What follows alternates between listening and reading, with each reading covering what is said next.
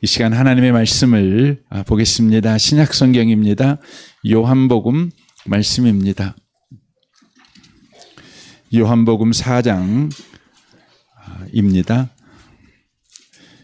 요한복음 4장 23절 말씀을 보겠습니다. 요한복음 4장 23절입니다. 기록된 말씀을 같은 목소리로 읽도록 하겠습니다. 아버지께 참되게 예배하는 자들은 영과 진리로 예배할 때가 오나니 곧 이때라. 아버지께서는 자기에게 이렇게 예배하는 자들을 찾으시느니라. 아멘. 아멘. 예배에 관해서 두 번째 말씀을 나누기를 원합니다. 우리가 이 앞주에 예배는 신앙의 본질이며 핵심을 붙잡는 좌표라고 말씀을 드렸습니다. 그래서 예배의 중요성을 이렇게 말씀드릴 수 있다는 것이죠. 예배는 절대적으로 중요한 것이며 절대적으로 긴급한 것이며 절대적으로 영광스러운 것이다. 그래서 예배가 사라지면 우리에게 중요한 것이 사라지는 것이죠. 영광스러운 것이 사라지게 되는 것입니다. 인간은 무엇으로 우리의 존엄과 자유를 확인할 수 있는가? 바로 이 문제에 바로 봉착하게 된다는 것이죠. 예배가 회복되었을 때 인간은 존엄과 자유를 바로 확인할 수 있게 되는 것입니다. 예배가 가벼워진 만큼 인간의 존엄도 가벼워지고 간절함이 없는 예배만큼 인간의 자유도 바로 병들게 된다고 하는 것입니다. 요즘 시대는 예배를 소중하게 생각하지 않는 시대가 되었습니다. 그래서 우리가 이 사회에서 목도하는 것은 인간 존엄이 가벼워졌고 인간의 자유들이 바로 병들어가고 있다는 것을 우리가 보게 되어집니다. 그러므로 성경은 예배라고 하는 것은 인간의 존엄과 자유를 지키는 시작이자 마지막 자리다 이렇게 이야기를 하는 것입니다. 그래서 요한계시록에 보면 그 역사의 마지막을 이제 설명을 할 때 여기서 마지막이라는 것은 완성을 이야기합니다. 역사의 완성을 이야기할 때에 나오는 장면이 뭐냐면 바로 예배하는 바로 인간들의 연합, 예배하는 각 나라와 족속과 방언에서 나온 허다한 무리들의 모습을 바로 성경이 소개하고 있는 것을 보게 되어집니다. 역사의 완성, 가장 영광스럽고 존엄하며 자유로운 인간의 모습, 그것이 바로 예배의 모습이라는 것을 바로 성경이 이야기를 하고 있다고 하는 것입니다. 우리는 언제나 기억해야 합니다. 예배가 깨지면 인간다움을 잃어버린다는 것입니다. 인간의 자유를 잃어버린다는 것입니다. 그리하여 타인과의 관계가 망가집니다. 그래서 예배 없이 각자가 자기 존엄과 자유를 지키려고 합니다. 그러면 서로를 해치는 일이 일어나게 됩니다.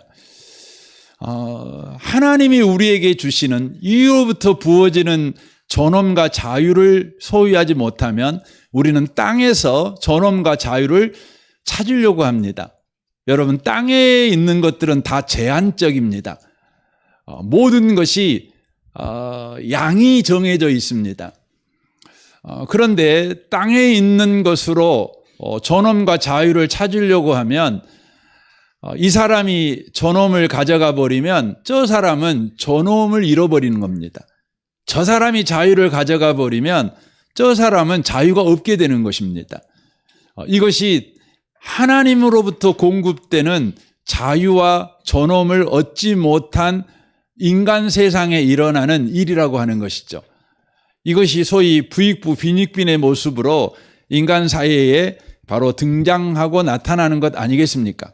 누군가가 부요하면 누군가는 가난해진다는 것이죠. 누군가는 자유로우면 누군가는 억압받는다는 것이죠. 우리는 꼭 기억하셔야 합니다. 예배만이 인간의 존엄과 자유를 바로 모든 사람에게 갖게 만드는 거라는 것입니다. 그러므로 존엄과 자유를 가진 사람들의 만남을 통해서 참된 복이 이루어지고 하나님의 나라가 이루어지게 되어진다고 하는 것입니다. 여러분이 예배를 한번 빼먹고 이렇게 하는 거 뭐 큰 태가 나지는 않습니다. 여러분 예배를 빼먹고 무등산에 올라간다고 그래서 다리가 부러져 버리거나 또 벼랑에서 굴르거나 이런 일이 생긴다는 건 아닙니다. 여러분 예배를 계속해서 가벼이 여기게 되면 여러분의 존엄과 자유가 상실된다는 것을 꼭 놓쳐버리시지 마셨으면 좋겠습니다. 그래서 예배의 본질은 뭐냐면 바로 존엄과 자유를 주시는 그 하나님을 우리가 만나는 것이 바로 예배의 바로 핵심이라는 것을 우리가 놓치시면 안 됩니다. 그래서 여러분과 제가 예배를 드린 것으로 만족하시면 안 돼요. 예배는 언제나 하나님을 만나야 되시는 것입니다. 예배는 하나님을 만나야 되는 것입니다. 그런데 감사하게 예배는 하나님을 만나도록 하나님께서 고안하신 것입니다. 하나님이 만드신 것입니다. 인간들이 하나님을 만나려고 예배를 만든 것이 아니라 하나님이 인간을 만나주시려고 예배를 만드신 것입니다. 그래서 예배라고 하는 것은 하나님이 이곳에 임재해 계셔야 예배가 가능한 것입니다. 더 나아가 하나님이 저쪽에 있는 저와 여러분을 바로 하나님이 계시는 곳으로 초청해 와야 예배가 가능한 것입니다. 하나님은 예배 가운데 임재해 계십니다. 그리고 이곳에 오신 모든 분들은 하나님의 초청에 이곳에 와 계십니다. 저와 여러분은 하나님을 만나야 합니다. 하나님 안에서 우리가 예배드리고 있다는 것을 놓치시면 안 됩니다. 저는 그래서 여러분 대표 기도하시는 분들의 기도 가운데 가장 제가 못마땅한 기도가 있어요. 저렇게 기도하면 안 되는데 이런 생각을 늘 하는 기도가 있습니다. 그 기도는 뭐냐면 하나님 이 예배 시간에 와 주십시오. 임재해 주십시오. 이 기도입니다. 그리고 또 하나가 뭐냐면 우리의 예배를 받아 주십시오. 이 기도입니다. 이 기도는 성경적이지 않습니다. 이 기도는 여러분 구약적입니다. 그것도 율법에 매여 있는 구약의 예배입니다. 여러분 구약의 예배는 제사죠. 의식으로 이렇게 되어져 있습니다. 그러나 구약의 제사, 이 의식은 바로 예수 그리스도를 예표하는 것이죠. 예수 그리스도를 사모하게 하기 위해서 그 모든 그 의식을 주신 거 아닙니까? 그러므로 구약의 제사를 드리는 사람들 중에 하나님의 의도를 알고 예수 그리스도를 붙잡고 예배하는 사람들이 있었어요. 그러나 대부분의 사람들은 예수 그리스도를 붙잡고 예배한 것이 아니라 그냥 의식을 붙잡고 예배하는 것입니다. 그러니까 하나님을 못 만나는 것입니다. 그래서 그냥 우상 숭배같이 예배드리는 거죠. 그래서 이사야서를 여러분 읽어보시면 하나님께서 정말 너희들의 예배 정말 그만 좀 드렸으면 좋겠다. 정말 나 배기 싫어 죽겠고 그럽니다. 그리고는 급기야는 에레미야서 같은 경우로 보면 니들이 그냥 교회를 안 왔어. 예배당에 안 왔으면 좋겠다. 니들이 예배당인 줄 알고 오는데 그건 예배당이 아니야. 그건 그 하나님의 집이 아니야. 이렇게까지 하나님께서 강력하게 이야기를 하십니다. 왜냐하면 분명히 구약은 의식이었지만 제사였지만 그것은 껍데기고 내용은 예수님이셨거든요. 그래서 예수님 잡으셔야 됐습니다. 그것의 실체가 이제 예수님이 이 땅에 오셔서 바로 구약의 의식, 구약의 제사를 이제 성취해 버리시죠. 그 내용이 써져 있는 게 히브리서입니다. 그래서 히브리서는 여러분이 읽으실 때에 구약을 좀 이해해야 히브리서가 좀 바르게 이해가 될 수 있습니다. 그 중에서 히브리서 10장을 좀 봤으면 좋겠습니다. 8절부터 제가 읽어드리도록 하겠습니다. 8절 중간부터 읽겠습니다. 주께서는 제사와 애물과 번제와 속죄제는 원하지도 아니하고 기뻐하지도 아니하신다 하였고 이는 다 율법을 따라 드리는 것이라. 그러니까 껍데기만 이렇게 드리면 안 된다는 것이죠.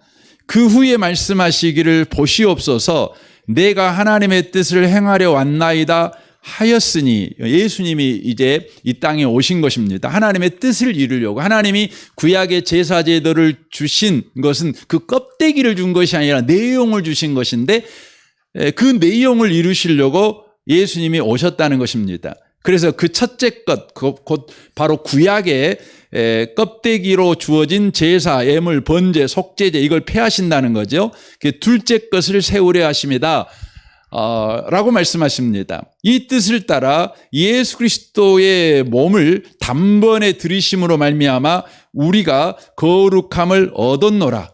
제사장마다 매일 서서 섬기며 자주 같은 제사를 드리되 이 제사는 언제나 죄를 없게 하지 못하거니와 오직 그리스도는 죄를 위하여 한 영원한 제사를 드리시고 하나님 우편에 앉으사. 그러니까 구약의 제사를 예수님께서 내용을 완성해 버리셨다는 거죠. 그래서 영원한 제사를 드려버렸어요. 그것이 영원한 제사다. 더 이상 이제 제사 드릴 필요가 없어. 이것을 하나님이 보증해 주시는 사건이 뭐냐면 예수님이 하나님 우편에 앉으신 것입니다. 하나님이 우편에 앉았다는 말은 하나님께서 예수님의 바로 구속사역을 구약의 제사를 완성한 바로 영원한 제사로 바로 인정하셨다는 것을 바로 말씀해 주는 것입니다. 그 후에 자기 온수들을 자기 발등상이 되게 하실 때까지 기다리시나니 그가 거룩하게 된 것을 한 번의 제사로 영원히 온전하게 하셨느니라. 예수로 통해서 구약의 제사가 완전하게 바로 성취됐다는 것이죠. 이것을 하나님께서 예수님이 십자가에서 구속사역을 이루시고 하나님이 예수님을 하나님 우편에 앉으심으로 그래 영원한 제사야. 더 이상 제사 이제 필요 없어. 이렇게 하나님이 보증하셨죠. 또한 성령께서 또 보증해 주십니다. 우리에게 증언하시되 주께서 이르시되 그날 후로는 그들과 맺은 언약은 이것이라 하시고 내 법을 그들의 마음에 두고 그들의 생각에 기록하리라 하신 후에 또 그들의 죄와 그들의 번제를 다시 기억하지 아니하리라 하셨으니 이것들을 사하셨은즉 다시 죄를 위하여 제사 드릴 것이 없느니라. 그러니까 예수님의 십자가의 죽으심 구속사역이 바로 구약의 제사를 완성해 버렸다는 그 증거가 뭐냐? 그래서 우리가 더 이상 죄 때문에 제사를 드릴 필요가 없다는 증거가 뭐냐? 그것은 성령께서 보증해 주시는데 죄가 있으면 하나님과 우리 사이에 죄가 딱 가로막고 있잖아요. 그래서 하나님의 말씀이 우리 가운데 올 수가 없어요.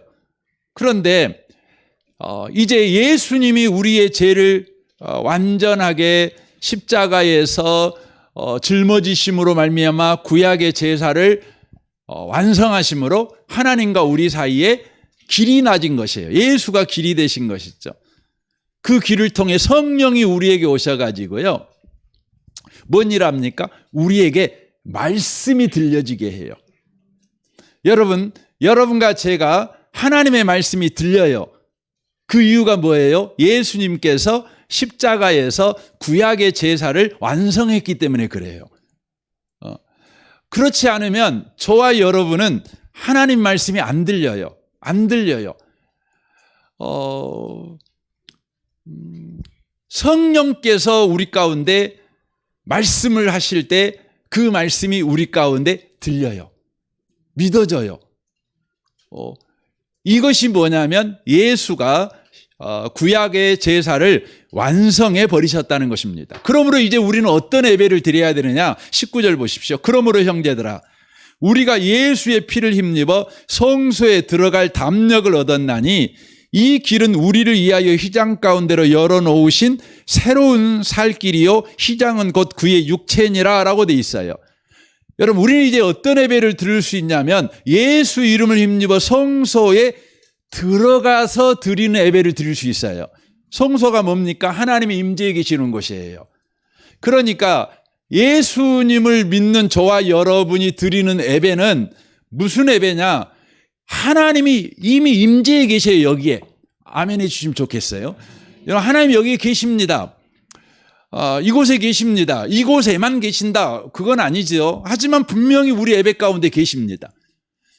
그런데 저와 여러분이 예배 가운데 예수 이름을 힘입어서 들어왔어요.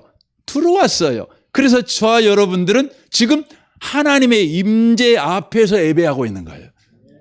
그러니까 하나님이 임재해야 해주라고요. 하나님 임재하세요. 제발 좀 여기 와주세요. 하나님 잠 주무시지 마시고 딴 데 여행 다니지 마시고 하나님 우리가 지금 여기서 하나님을 위해서 예배 그냥 뜨겁게 드립니다. 목이 새도록 찬양하고 있으니까 주님 우리 이 예배에도 조금 관심을 좀 가져주시고 시간이 되시면 좀 와주세요. 여러분 그거 아니에요. 여러분 예수님이 십자가에서 구속사역을 완성하심으로 말미암아 이제 구약의 제사는 이제 더 이상 드릴 필요가 없어요. 구약의 제사는요 하나님의 임재를 갈망하는 거예요. 가장 대표적인 게 뭡니까? 엘리야의 기도, 호렙산에 갈멜산에서 드렸던 그 850명의 이방 그 제사장들과 이렇게 이제 제물을 잡아놓고 하늘에서 불 내리는 이제 시합을 하잖아요. 서로 임재를 시합하는 겁니다. 신이 오시도록 예배를 하는 겁니다. 신이 오시도록. 근데 이쪽 신은 없으니까 안 오지요. 근데 엘리야는 하나님이 오시죠. 하나님이 오시죠. 이게 이제 구약 예배의 전형입니다. 그러나 예수님께서 이제 완전한 제사함의 제사를 이루어버렸어요. 그리고는요, 저와 여러분을 하나님의 성소에 초대하는 거예요. 하나님이 임재하는 곳에 초대하는 거예요. 하나님의 집에 초대하는 거죠. 그래서 여러분이 기도를 할 때 주님, 우리 예배를 받아주시고 우리 예배에 오십시오. 와서 복례를 이렇게 하는 건 뭐하고 똑같냐면 제가 여러분을 우리 집에 초대를 했어요. 우리 집에 초대를 했어요. 초대를 했다고요? 갖고 음식도 준비해 놓고 막 준비해 놨어요. 그랬더니 여러분이 들어오셔가지고요. 여러분이 갑자기 막 청소를 하더니 뭐라고 하냐면 목사님 오세요. 그러는 거예요. 내가 초대해 갖고 왔는데 그리고 나는 멀쩡하게 여러분을 위해서 음식 준비해 놓고 지금 여러분 앞에 있는데 뭐라고 하냐면 그냥 문 보면서 천장 보면서 목사님 오세요. 그러는 겁니다. 그럼 여러분 제가 기분 좋겠어요? 굉장히 기분 나쁘죠.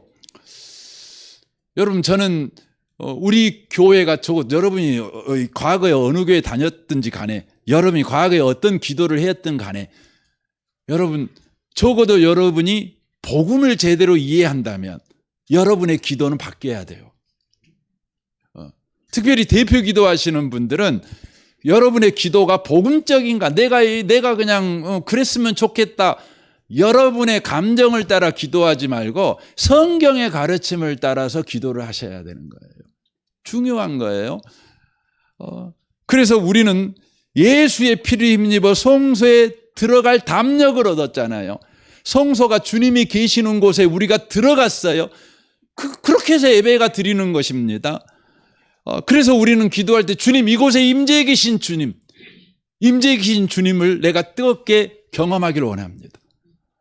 그 주님을 내가 손을 경험하기를 원하고 그의 사랑스러운 눈을 경험하기를 원합니다. 그의 부드러운 음성을 경험하기를 원합니다. 안아주심을 경험하기를 원합니다. 여러분 그렇게 기도하시면 좋겠어요. 그래서 신약의 예배는 더 이상 제사가 아닙니다. 의식이 아닙니다. 하나님과의 만남입니다. 여러분, 하나님을 어떻게 만날까요? 하나님을 만난다는 것은 이곳에 계신 하나님을 만나는 거 아닙니까? 그러면 하나님은 이곳에 어떻게 계실까요? 하나님은 이곳에 말씀으로 계셔요. 그래서 요한복음 1장 14절에 이렇게 말씀하죠. 말씀이 육신이 되어 우리 가운데 거하심에 우리가 그의 영광을 보니 아버지의 독생자의 영광이요 은혜와 진리가 충만하더라. 바로 예수님께서 이 땅에 오셨죠. 하나님이신 예수님이 이 땅에 오셨죠. 근데 그분은 말씀이시죠. 근데 말씀이 육신을 입고 오셨죠. 그런데 이제 이 땅에서 저와 여러분을 주님은 만나주시죠. 만나주시는데 주님은 우리를 만나시는 방식이 뭐냐면 말씀으로 만난다는 것이죠. 그래서 요한복음 6장 64절에 살리시는 것은 영이니 육은 무익하니라 내가 너희에게 이른 말은 영이요 생명이라 이렇게 말씀합니다. 그러니까 예수님이 하시는 말이 영이에요. 생명이에요. 그러니까 영이신 하나님을 만나고 생명이신 하나님을 만나는 게 뭐냐? 그러면 말씀을 만나는 거예요. 그것이 하나님을 만나는 거라는 것을 성경이 바로 이야기를 하는 것입니다. 여러분과 제가 하나님을 만나면 저와 여러분에게 나타나는 현상이 있어요. 가장 강력한 현상이 뭐냐면 믿음이 생겨요. 하나님을 만나면 믿음이 생겨요. 왜 그러냐면 하나님은 그 속성 자체가 믿을 만한 분이시기 때문에 그래요. 그래서 여러분, 우리가 누구를 만나냐에 따라서 여러분들이 바뀌죠. 축구 선수를 여러분이 만났어요. 그러면 여러분들의 관심사가 갑자기 축구가 되는 거죠. 요즘 주식 투자 관심 많잖아요. 펀드 매니저를 만났어요. 그러면 여러분들이 그 사람을 만났다는 증거가 뭐냐면 주식에 관심을 가져요. 그렇게 되죠. 누구를 만났냐에 따라서 여러분 달라지는 거죠. 근데 여러분과 제가 하나님을 만났어요. 그럼 하나님을 만나면 저와 여러분에게 반드시 만났다는 증거로 나타나는 게 뭐냐면 하나님에 대한 믿음이 생겨요. 믿음이 생겨요. 그래서 로마서 10장 17절 이렇게 말하죠. 그러므로 믿음은 들음에서 나며 들음은 그리스도의 말씀으로 말미암았느니라 이렇게 이야기를 하는 것입니다. 그래서 여러분과 제가 예배 드리러 왔어요. 이곳에 주님은 임재해 계셔요. 그 주님을 우리가 만나는 것은 그 주님의 말씀을 듣는 거죠. 말씀을 들음으로 말미암아 주님을 만나고 그 주님을 만났다는 부정할 수 없는 증거가 뭐냐면 저와 여러분에게 믿음이 생긴다는 거예요. 하나님에 대한 믿음이 생겨요. 그래서 여러분 예배의 열매가 뭐가 되냐면 믿음이 충만해져야 돼요.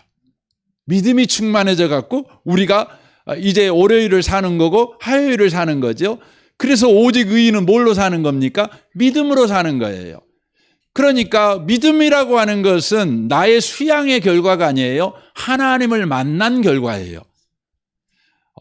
나의 열심의 결과가 아니에요. 하나님을 만난 결과예요. 하나님을 만난 흔적이에요. 예수를 만난 흔적. 그게 뭐냐면 믿음이 생기는 것입니다. 믿음이 생기는 것입니다. 저는 여러분을 축복합니다. 여러분의 매 예배마다 믿음이 생겨나는 은혜가 있으시기를 바랍니다. 믿음이 커지는 은혜가 있으시기를 바랍니다. 중요합니다. 여러분 예배가 만난다는 거, 이렇게 말씀으로 오신 주님을 만난다는 것, 그래서 믿음이 저와 여러분이 커지는 것, 그리고 믿음으로 살아가는 삶의 방식을 갖는 것, 이것이 저와 여러분에게 중요한 것입니다. 중세교회는요, 예배를 구약처럼 의식으로 드렸습니다. 말씀을 들을 수가 없었습니다. 왜냐하면 중세 천주교의 예배, 이건 미사라고 그럽니다. 라틴어로 모든 순서가 진행되었기 때문에 그렇습니다. 그래서 성경도 라틴어 성경으로 읽었고 강론이라고 하죠. 아주 짧게 가톨릭에서는 미사 시간에 아주 짧게 강론을 하는데 그때에도 라틴어를 사용해서 강론을 했습니다. 그런데 문제가 뭐냐면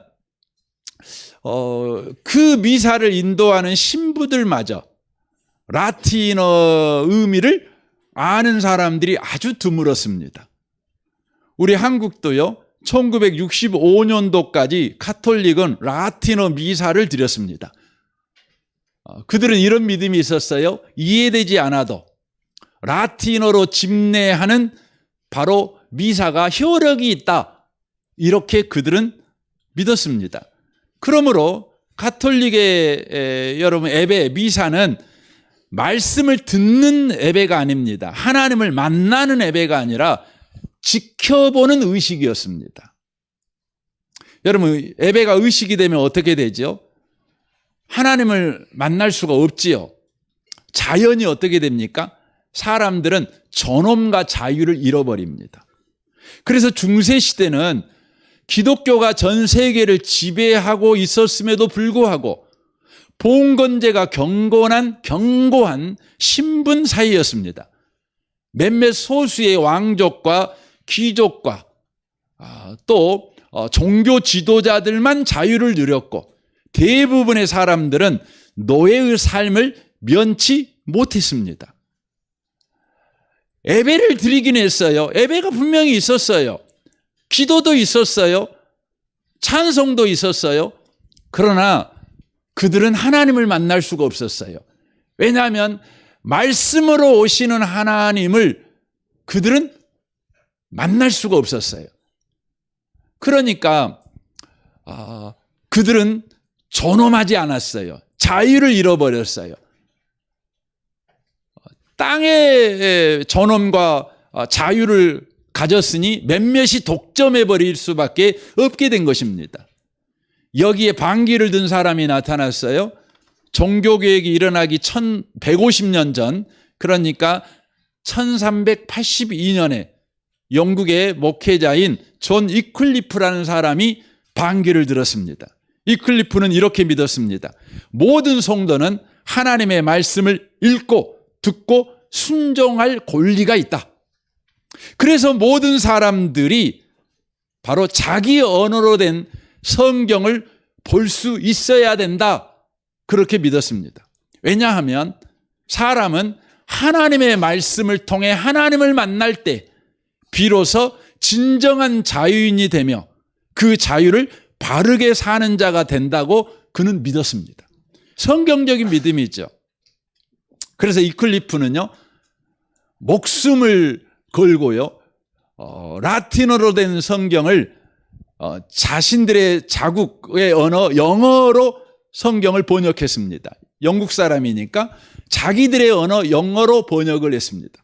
당시에는 라틴어 외에 다른 성경을 번역하면 화형시켜서 죽였습니다. 왜냐하면 라틴어만 진리를 보존하는 거룩한 언어다. 바로 이런 믿음이 그들에게 있었기 때문에 그렇습니다.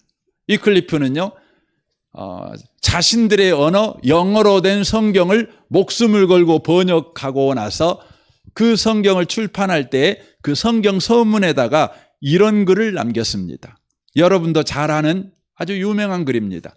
국민에 의한, 국민을 위한 정부는 지상에서 결코 사라지지 않을 것이다. 여러분 어디서 많이 들어보셨죠?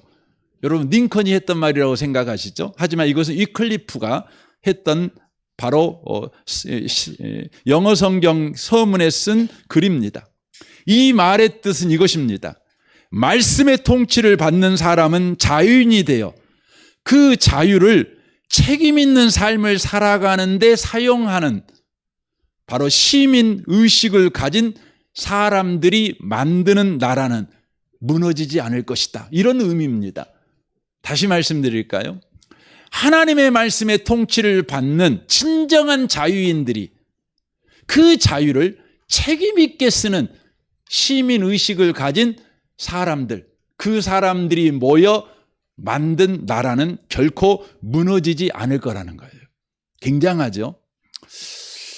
그러니까 여러분과 제가 예배를 드린다는 것은 다만 우리가 섬기는 교회가 은혜가 충만해 갖고 교회가 부흥한다, 이런 차원의 문제가 아니에요. 여러분, 예배를 성공한다, 예배를 똑바로 드린다, 이것은요 그 민족의 운명을 흔들 수 있는 거예요. 여러분, 그 사회를 바꿀 수 있는 거예요. 정치와 경제와 예교와 교육 모든 방면을 여러분 엎어버릴 수 있는 거예요. 위클리프의 글은 그 후 480년이 지난 후인 1863년 미국의 링컨이 바로 연설할 때 인용을 하죠. 링컨의 이 연설은 진정한 민주주의가 뭔지를 바로 말하는 것이라고. 그래서 지금도 미국 사람들은 또 민주주의를 추구하는 나라들마다 이 링컨의 이 연설이 바로 민주주의의 바로 개념이다, 민주주의의 꽃이다, 이렇게 가르칩니다. 이를 통해 여러분, 진정한 민주주의는요 광장에서 분출된 민주주의를 열망하는 자들에 의해서 만들어진 것이 아니에요. 한 사람 한 사람이 하나님의 말씀의 통치, 예배 때에 말씀으로 오시는 하나님을 만나는 사람들을 통해서 여러분 진정한 민주주의가 이루어지는 거예요. 자유를 얻되 그 자유를 책임 있게 사용하는 사람들, 그런 시민의식을 가진 사람들이 어디에서 만들어지느냐? 여러분, 예배를 통해서 만들어지는 거예요. 여러분, 대한민국에 누가 필요합니까? 대한민국에는 참된 예배자들이 필요한 거예요. 여러분, 정치권에 누가 필요합니까? 여러분, 예배 때마다 참된 말씀으로 오신 하나님을 만나 그 말씀을 통해 인간의 존엄과 자유를 획득하고 그 존엄과 자유를 바로 책임 있게 사용하는 시민의식을 가진 사람들이 바로 있게 될 때 정치는 바로 세워지게 돼 있어요. 경제도 마찬가지입니다. 누가 돈 벌어야 됩니까? 재주 좋은 사람들이 돈 벌어야 됩니까? 여러분, 재주 좋은 사람들이 돈 버는 여러분 자본주의를 우리가 소위 천민 자본주의라 그러지 않습니까? 여러분, 자본주의가 천해져요. 그러면 안 되지요. 자본주의가 아름다워야지요. 경제가 발전하면 발전할수록 여러분 사람이 아름다워지고 사람이 멋져져야 되죠. 여러분, 그런 일은 어디에서 시작되느냐? 바로 예배 때에 말씀으로 오신 하나님을 만난 사람들로부터 시작된다는 것입니다. 여러분, 말씀을 듣지 못하는 예배, 예배 때에 말씀으로 오신 주님을 만나지 못하는 바로 사람들이 있는 나라들은요, 여러분, 민주주의가 건강한 민주주의가 될 수가 없어요. 여러분, 사람은 누구나 다 국가에 대해서 두 마음을 갖고 있습니다. 어떤 마음입니까? 하나는 국가가 강력해가지고 우리의 모든 걸 해결해 주었으면 좋겠다. 그렇죠. 그와 동시에 우리는 자유롭게 살고 싶다. 그러는 겁니다. 여러분, 생각해 보세요. 국가는 강력해서 나의 모든 필요를 다 채워줘요. 요즘 학교에 갈 때 초등학교 입학하면 아이들의 학용품을 여러분 할아버지가 사주나요? 책가방을 할아버지가 사주나요? 아니에요. 국가가 다 해줘요. 국가가 다 해주고 있어요, 요즘. 저는 이건 맞지 않다고 생각을 합니다. 그러나 우리 마음에는 그래요. 우리는 놀고 먹어도 되니까 국가가 다 해줬으면 좋겠어요. 그렇게 강력한 국가였으면 좋겠습니다. 그러나 우리의 자유는 터치하지 않았으면 좋겠습니다. 이건 모순이에요, 모순. 말도 안 되는 거예요. 국가가 강력해지면은요, 우리의 자유는 줄어들게 돼 있어요. 그리고 국가가 약해지면은요, 우리의 자유는 무법이 될 수가, 무법천지가 돼 버린다는 걸 우리는 압니다. 중국의 모태통은요, 강력한 국가를 지향했어요. 그러면서 그가 이렇게 말했죠. 국가가 인민의 먹고 사는 문제만 해결해 주면 인민들에게는 자유가 필요 없다. 그랬어요.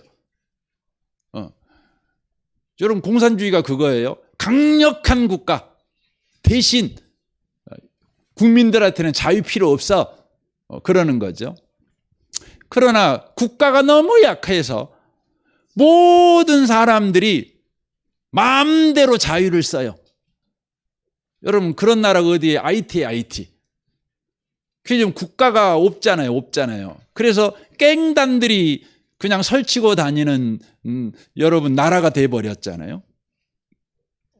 여러분, 국가가 강하면서 국민들의 자유가 강한 것은 여러분 모순이에요.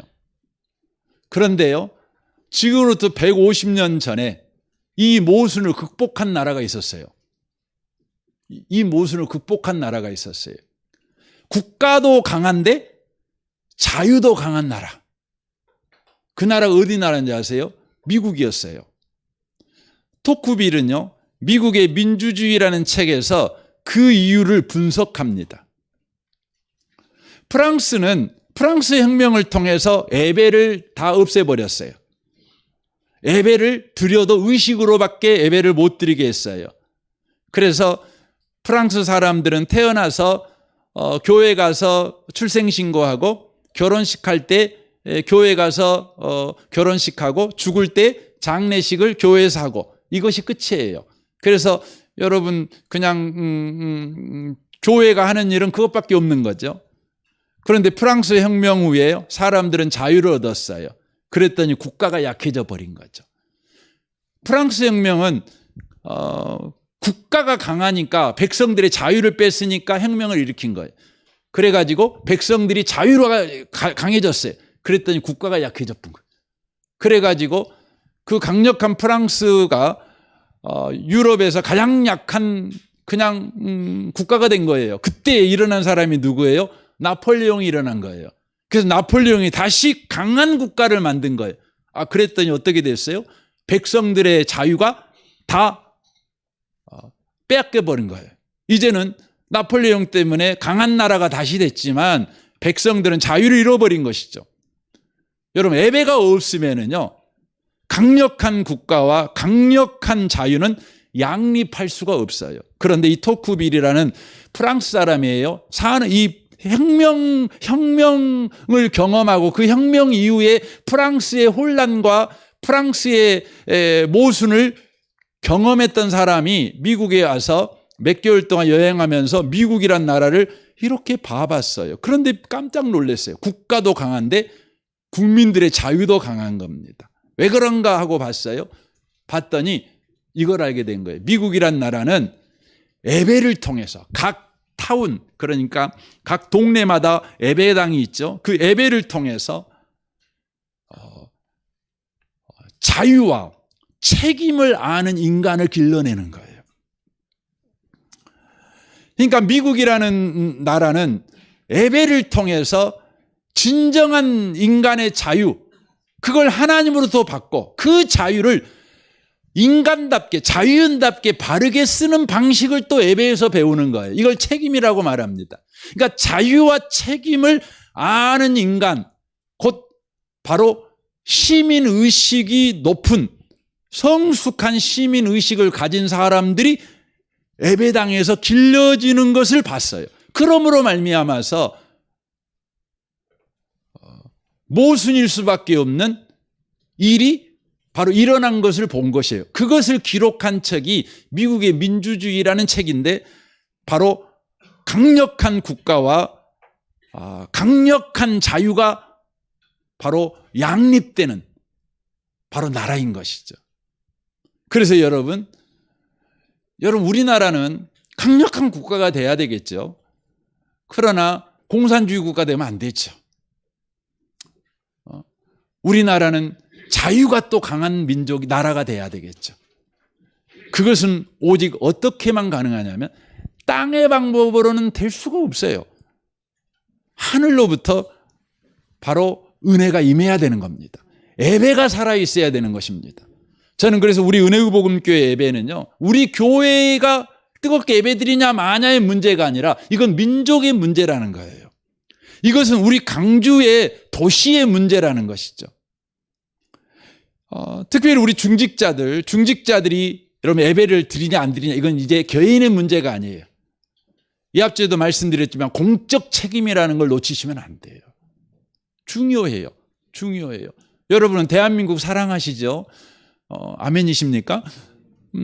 여러분 이 대한민국이 정말 하나님의 은혜 속에서 건강한 여러분 나라가 이루어져야 되지 않겠습니까? 이 나라의 정치도 경제도 교육도 모든 방면에서요. 여러분 그러려면은요 예배가 살아야 되는 거예요. 예배가. 저는 우리 중직자들이 이런 의식을 가지고 항상 예배를 드렸으면 좋겠어요. 여러분이 뭐 한 번 빼먹은다고 해서 뭐 큰일 나는 거 아니에요. 그러나 여러분과 제가 이런 예배의 의식, 중요성 이걸 알고 여러분도 그렇게 예배하지만 내가 내 자녀에게 이런 예배의 중요성에 모범을 보인다. 여러분 예배가 여러분 실패하면 답이 없는 거예요. 답이 없는 거예요. 시간이 많이 갔지만 제가 짧게 좀 정리할 것이 좀 있습니다. 근데 우리 보통 이제 중직자들이요 예배에 실패하는 이유가 있어요. 두 가지 이유만 좀 말씀을 드리려고 합니다. 오늘은요. 첫 번째가요. 섬기는 일을 내가 많이 하고 있으니까 이 생각이 바로 중직자들이 예배에 실패하는 이유 중에 하나입니다. 여러분 중직자들은 교회에서 봉사하는 일을 해야 되겠죠. 그러나 여러분 봉사는 예배를 대신하지 못한다는 걸 놓치시면 안 돼요. 봉사는 예배의 열매이지 예배의 대체물이 될 수는 없다는 것입니다.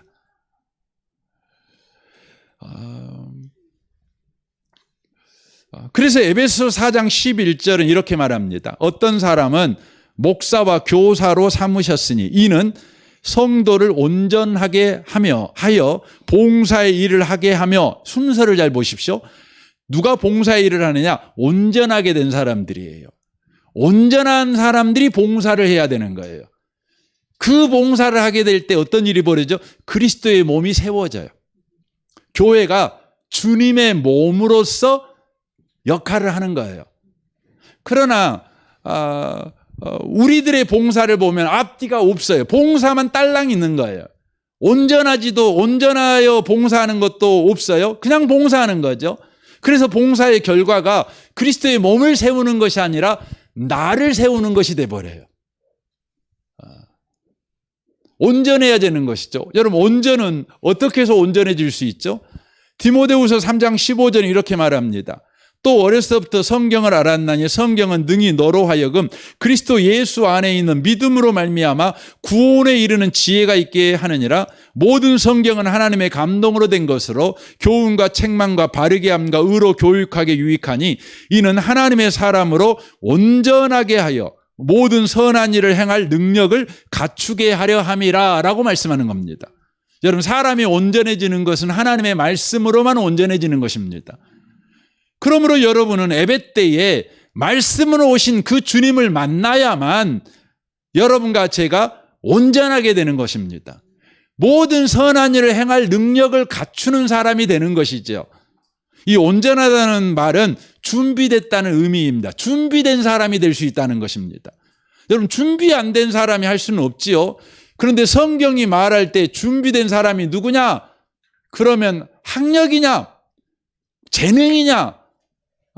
혹은 성격이냐? 이렇게 말하지 않아요. 한 가지만 딱 말해요. 뭐라고요? 하나님의 말씀. 하나님의 말씀. 말씀으로 오신 하나님을 만났냐?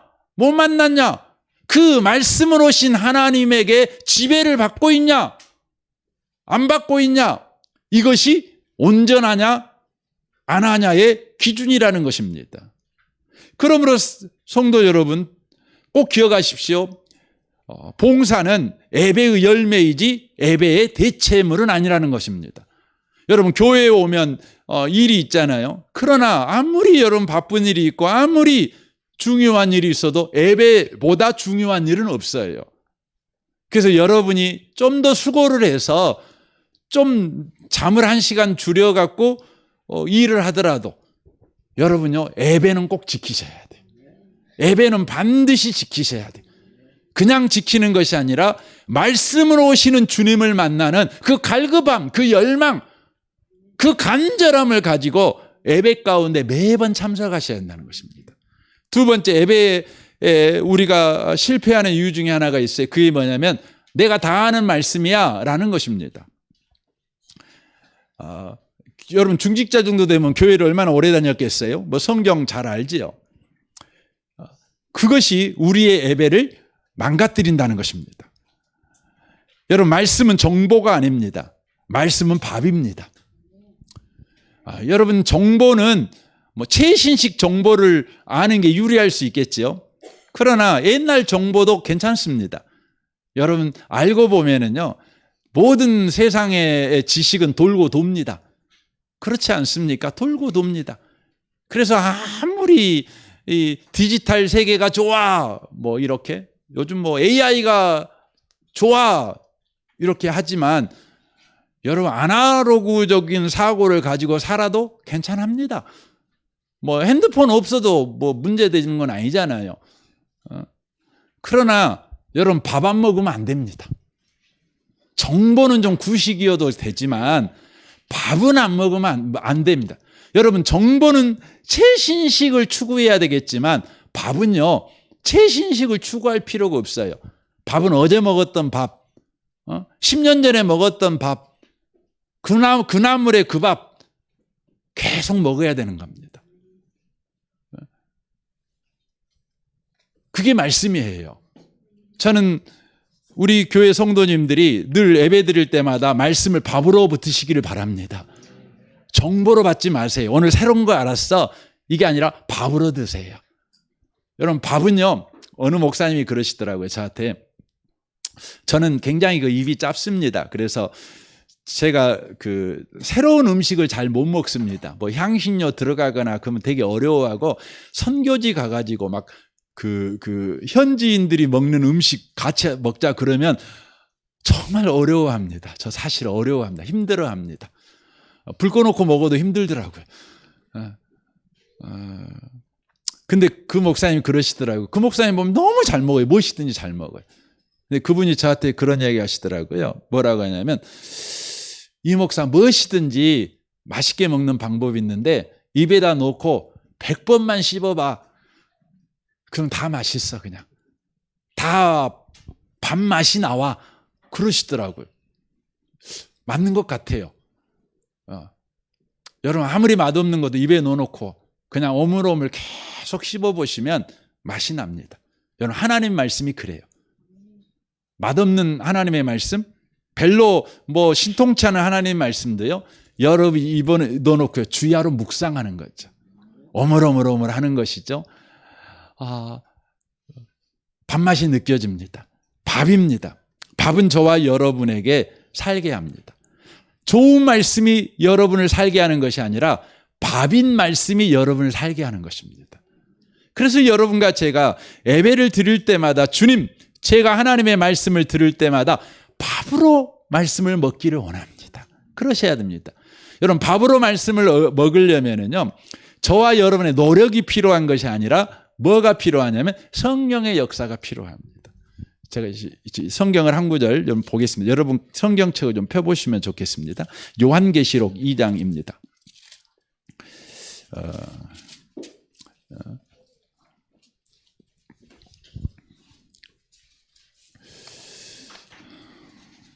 요한계시록 2장입니다. 2장 1절과 7절을 따로따로 읽겠습니다. 한번 2장 1절 읽겠습니다.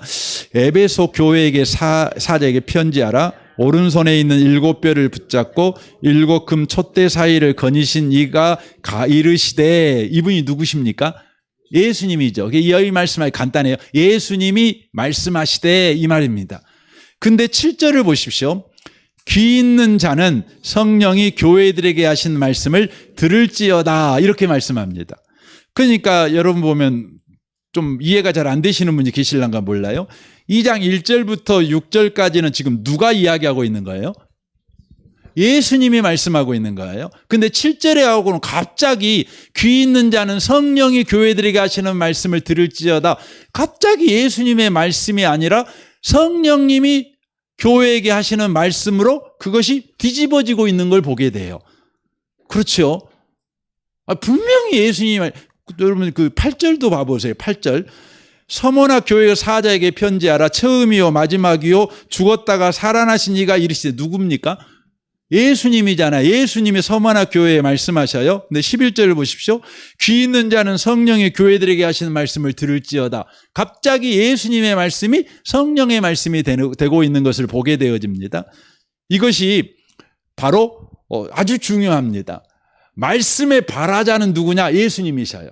근데 그 말씀이 여러분과 저에게 밥으로 들리게 하시는 바로 분은 누구시냐면 성령님이시라는 겁니다.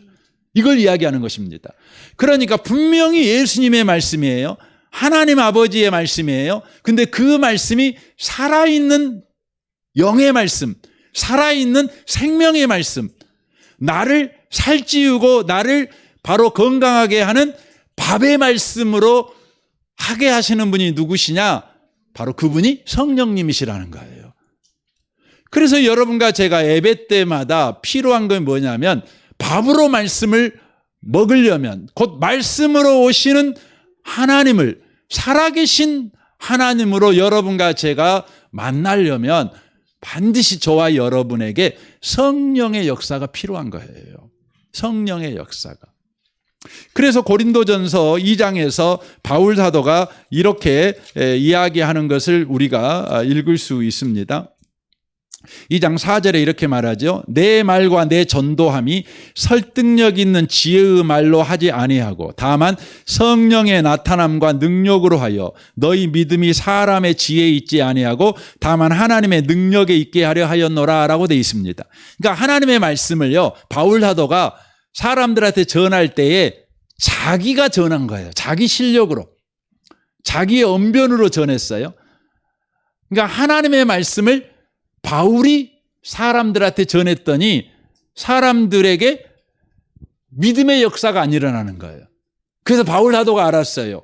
아, 믿음의 역사가 일어나는 것은 내가 전해갖고 되는 게 아니라 성령이 전해야 되는구나, 이걸 알게 돼요.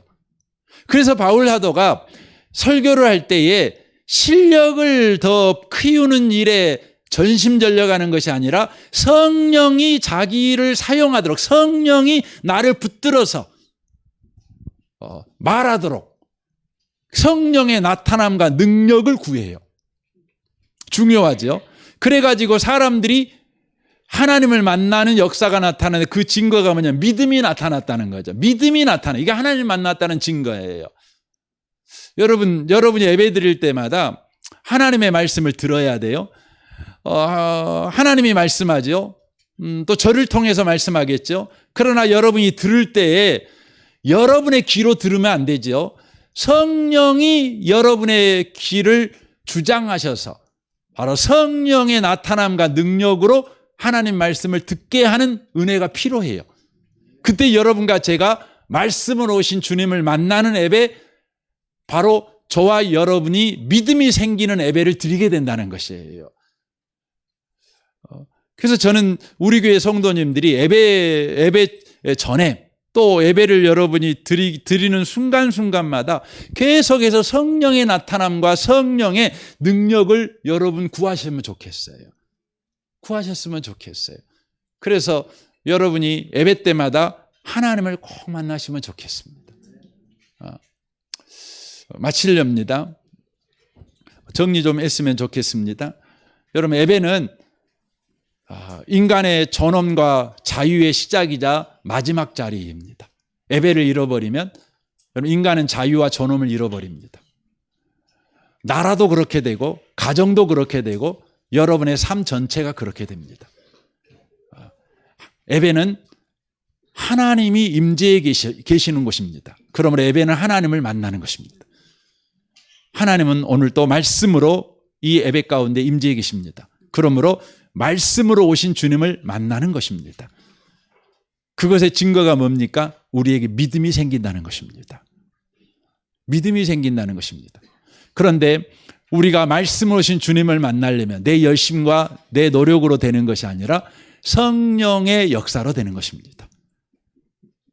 주님의 말씀이 내게 살아있는 말씀으로 밥으로 바로 들려지게 하시는 일은 성령이 하시는 일이기 때문에 그렇습니다. 여러분의 예배가 늘 성령의 나타남과 능력을 구하는 예배가 꼭 되셨으면 좋겠습니다. 그래서 우리 교회 예배가 하나님을 늘 만나는, 하나님 만나는, 우리 옆에 계신 분한테 말씀해 주시면 좋겠습니다. 하나님을 만나는 예배를 드리십시오 라고 말씀해 주시면 좋겠습니다. 예, 예배의 열매가 믿음이 되시기를 바랍니다 라고 말씀해 주시면 좋겠습니다. 네, 우리 시간 같이 한번 기도했으면 좋겠습니다. 기도할 때 주님, 우리 예배가 예수 그리스도로 인하여 이제 제사 드리는 예배가 아니라 하나님을 만나는 예배, 성소에 담대히 들어가는 예배가 되었습니다. 하나님의 임재의 계심으로 우리 예배가 시작됩니다. 가능합니다. 우리 예배가 늘 하나님을 만나게 해 주옵소서. 말씀으로 오시는 주님을 만나게 하시옵소서. 성령의 나타남과 능력으로 우리 가운데 역사하심으로 말씀으로 오신 주님을 만나는 우리 예배가 되게 하여 주옵소서. 성숙한 시민의식을 가진 사람들이 예배를 통해서 배출되게 하시고 건강한 가정과 또 사회를 만들어가며 또 각자에게 주어진 봉사의 자리에서 온전하여 봉사일을 하는 자들이 되게 해 주옵소서. 날마다 믿음이 생겨난 예배가 되게 하여 주옵소서. 우리 같이 이 시간 기도하겠습니다. 오 하나님 아버지 감사합니다. 우리에게 예배를 말씀해 주시니 감사합니다. 예배가 죽어버렸을 때 우리의 존엄과 자유를 잃어버립니다. 존엄과 가치를 회복하는 우리의 예배가 되게 하시옵소서. 하나님을 만나는 예배가 되게 하시옵소서. 말씀으로 오신 주님을 만나게 해 주옵소서. 오 주님, 그렇게 되길 원합니다. 오 주여 주여 주여 주여. 그래서 우리가 늘 하나님 아버지 주님으로 인하여 그런 복된 인생을 살아내는 우리가 되도록 주여 축복하여 주옵소서. 구약의 제사와 의식을 하나님을 만나는 예배로 성취하신 주님을 찬양합니다. 이제 예수 그리스도를 힘입어 은혜의 보좌 앞에 담대히 나아갑니다. 주님의 임재에 계신 곳으로 나아갑니다. 우리의 예배는 주님의 임재가 있음으로 시작할 수 있음을 인하여 주를 찬양합니다. 임재에 계신 주님을 매번 만나는 우리 예배가 되기를 원합니다.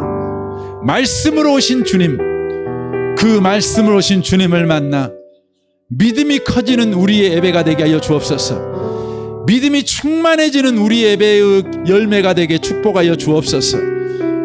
우리가 얼마나 존엄한 인간이며 얼마나 자유로운 인간인지 그것을 회복하는 우리 예배가 되게 해주십시오. 그래서 참된 예배를 통해서 성숙한 시민의식을 가진 자들이 배출되어 이 대한민국이, 이 강주가 또 우리의 가정과 우리의 범사의 삶이 참으로 복되고 또 복되도록 주님 축복하여 주옵소서. 성령이여 우리 가운데 역사하셔서 항상 하나님의 말씀이 밥으로 들려지게 하시고 먹게 하시고 살아있는 말씀으로 하나님의 말씀이 들려지는 은혜를 허락하여 주옵소서. 성령의 나타남과 성령의 능력을 구합니다. 주님을 찬양합니다. 예수님의 이름으로 기도합니다. 아멘.